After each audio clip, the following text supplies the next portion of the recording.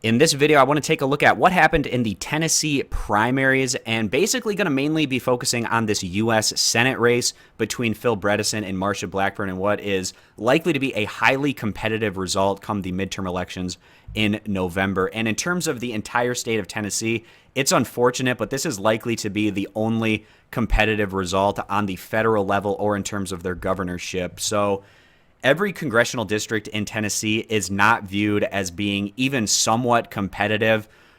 The Democrats that are safe Democrats or the Republicans that are safe Republicans are basically a lock to win those districts, so not really worth going over any of the congressional races. And then also the governor's race, it seems like it's going to be pretty straightforward, more than likely for the Republicans to win that at the end of the day too. But the one race that I really want to focus on here is the Senate matchup. So you might look at the turnout on both sides and feel like Phil Bredesen doesn't have any shot because Marsha Blackburn was able to get about 250,000, 260,000 more votes than him in the primary. But there's a number of reasons why this happened and why, even though this is the case in the primary, it's not likely to have Marsha Blackburn go on and win this Senate seat convincingly come November. And I'm going to show you a number of reasons why that is. So starting off here, I just want to contrast the turnout on the Democratic side and Republican side to what we had back in 2014, which was the last midterm primary that we had in the state. So starting off here,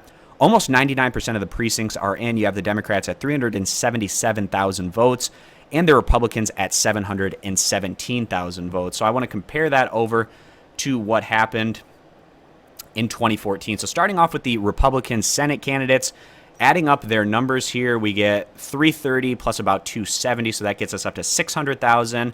And then adding up the rest of the numbers here, we get up to about 660,000 votes.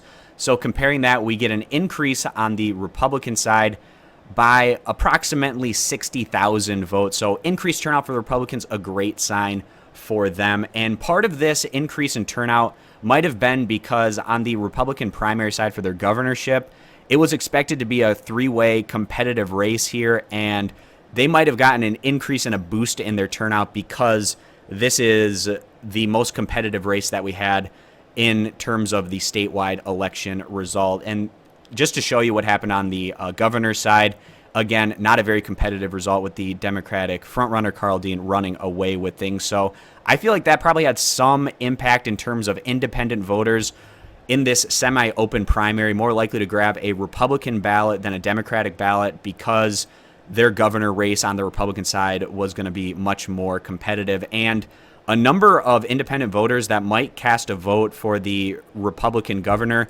also might be casting a vote come November for Phil Bredesen, who was the former governor of the state. That's definitely something that's going to happen. To the extent at which that happens is still to be seen. But if Bredesen is going to win the Senate seat, he's definitely going to need at least some percentage of that Republican vote that he was able to get back when he won in a landslide back in 2006. So, like I said, that Republican turnout about 60,000 votes higher than the last midterms. And now I want to do that for the Democratic side. So we're at about 377,000 votes. And then looking at their last primary here on the Senate side, in the midterms, we get about 90,000 plus 85,000. That gets us up to about 175,000 plus about 25,000, gets us up to 200,000, and then add another 40. So up to about 240,000 votes cast in the Democratic primary in the last midterms on the Senate side. So again, you compare that over to what we got this time around, it's up to 378,000 in about that range. So a significant increase in turnout on the Democrat side by about 140,000 votes. That's a significant increase and definitely is playing into the fact that Bredesen, very popular former governor of the state, probably increased turnout just by himself on the Democrat side, but also in general, we've been seeing increase in Democratic voter turnout across the board, and that's continuing to play here, where the Democrats were able to get about 140,000 more votes cast on their side compared to the Republicans, who had an increase of about 60,000 votes. And that's with the Democrats not having a competitive race in their Senate race or in their governor's race. So still, at the end of the day, a huge gap between the Democrats and Republicans in total voter turnout. Not a huge surprise, though, in a state like Tennessee that consistently has stronger turnout on the Republican side than the Democratic side in their primary. So I want to move on to some more information here. So starting off with all the polling data that we've got, and this is from Real Clear Politics for this race between Bredesen and Blackburn. And you can see consistently the polling data has had Bredesen ahead by about 2 to 10 points at its highest, and then, 2 points at its lowest, and then averaging 4.5 points between the more recent polls, which were 6 points and 3 points ahead. And when you look at the voter gap difference between the Democrats and Republicans, it's probably somewhat surprising to see that polling data, but what you get in the primaries is not necessarily what you're going to get come the general election. So I want to move on to some more pieces of data here.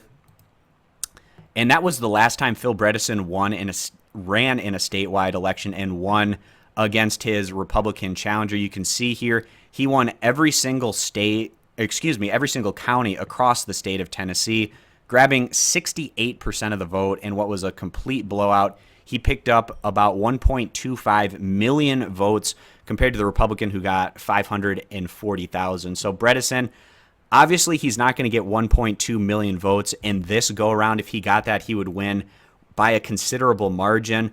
But if he just gets maybe about 70 to 80% of the vote that he was able to get back in 2006, that's probably enough for him to get over the line and win at the end of the day. And for him to do that, he's going to have to get a number of Republican votes like he was back in 2006.